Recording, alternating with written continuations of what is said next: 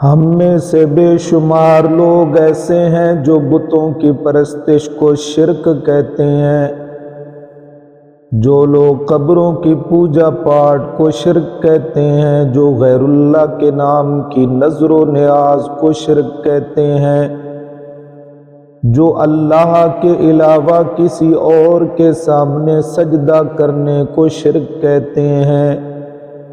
لیکن بعض چیزیں ایسی ہیں جو شرک ہیں، جو توحید کی ضد ہیں، لیکن ان کے بارے میں ان کا خیال ہے یا غفلت ہے کہ ان چیزوں سے توحید پر زد نہیں پڑتی۔ میں ان چیزوں کی وضاحت کرنا چاہتا ہوں۔ نمبر 1، مادہ پرستی اور زر پرستی بھی توحید کی ضد ہے۔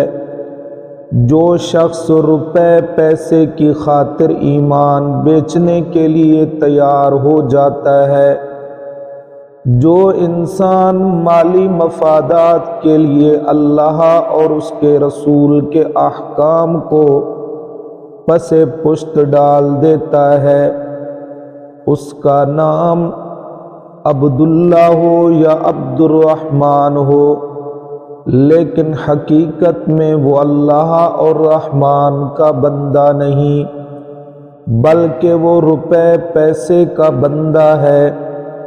بخاری کی روایت ہے، رسول اقدس صلی اللہ علیہ وسلم نے فرمایا، تعس عبد الدینار وعبد الدرہم، ہلاک ہوا، تباہ ہو گیا دینار اور درہم کا بندہ۔ یہ دینار اور درہم کا بندہ کون ہے؟ وہی جو نہ حرام کی پرواہ کرتا ہے نہ حلال کی، اسے تو بس پیسہ چاہیے، خواہ وہ کسی بھی راستے سے آئے۔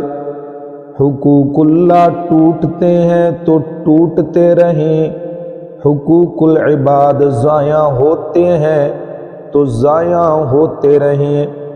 ایسے لوگ جیتے بھی پیسے کے لیے ہیں اور مرتے بھی پیسے کے لیے ہیں، حالانکہ موحد کا جینا اور مرنا تو صرف اللہ کے لیے ہوتا ہے۔ نمبر 2، نفس پرستی بھی توحید کی ضد ہے۔ جب ایک طرف کتاب و سنت کے واضح احکام ہوں، دوسری طرف نفسانی خواہشات ہوں، تو انسان بڑی کشمکش میں مبتلا ہو جاتا ہے۔ یہ وقت امتحان اور آزمائش کا ہوتا ہے۔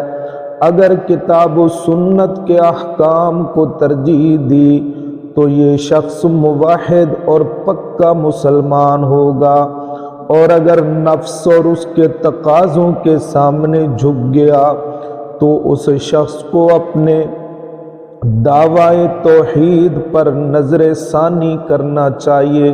کہیں ایسا تو نہیں کہ وہ زبان سے تو خدا کو اپنا معبود کہہ رہا ہو، لیکن حقیقت میں اس کا معبود اس کا نفس ہو۔ سورۃ الفرقان میں ہے، أَرَأَيْتَ مَنِ اتَّخَذَ إِلَٰهَهُ هَوَاهُ، بھلا دیکھا ہے تو نے جس نے اپنی خواہش کو اپنا معبود بنا رکھا ہے۔ نمبر 3، بے شمار لوگ پیر پرستی کے خطرناک مرض میں مبتلا ہوتے ہیں، یہاں تک کہ اگر ان کے سامنے کتاب و سنت کے نصوص بھی رکھ دیے جائیں تو وہ ان کو صرف اس لیے ٹھکرا دیتے ہیں کہ ان کے پیر صاحب اور ان کے مولوی صاحب نے تو کچھ اور کہا ہے۔ وہ اسی چیز کو حلال کہتے ہیں جسے ان کے پیر صاحب حلال کہیں، اور اسی چیز کو حرام کہتے ہیں جسے ان کے پیر صاحب حرام کہیں، حالانکہ یہ شرک ہے۔ قرآن مقدس میں ہے، اتخذوا احبارهم ورهبانهم اربابا من دون اللہ، انہوں نے رب بنا رکھا ہے اپنے عالموں اور درویشوں کو اللہ کو چھوڑ کر۔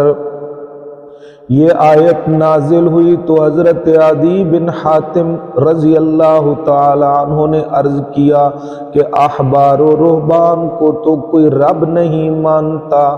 امام الانبیاء صلی اللہ تعالی علیہ وسلم نے جواب دیا کہ کیا ایسا نہیں ہے کہ تمہارے احبار و رہبان جس چیز کو حلال کہتے تھے تم بھی اسے حلال کہتے ہو، وہ جس چیز کو حرام کہتے تھے تم بھی اسے حرام کہتے ہو۔ عدی بن حاتم نے تسلیم کیا کہ ہاں ایسا تو ہوتا تھا۔